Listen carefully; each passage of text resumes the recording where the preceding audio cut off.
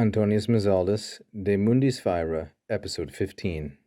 Semper et hiber nos eadem certamque figuram, quisque dies ponit mundo certamque relinquit.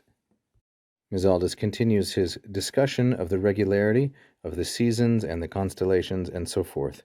Here, previously, we had a discussion of how the same constellations adorn, the verb was exornant. You'll have to look in the previous episode. They adorn the aestivas noctes, the summer nights.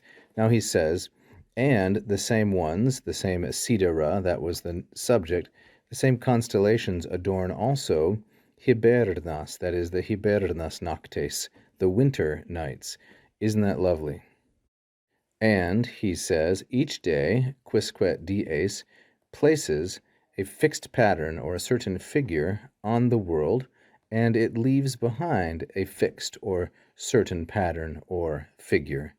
Also very fluid and lovely poetry, I would say. So what does the grammar look like in this portion?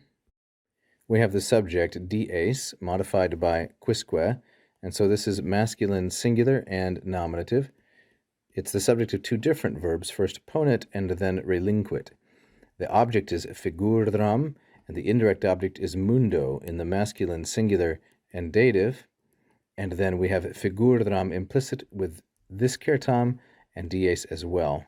So each day places a certam figuram, a fixed pattern or stamp, on the world, mundo, and each day, quisque dies, leaves behind on the world a certam figuram, a fixed stamp or appearance.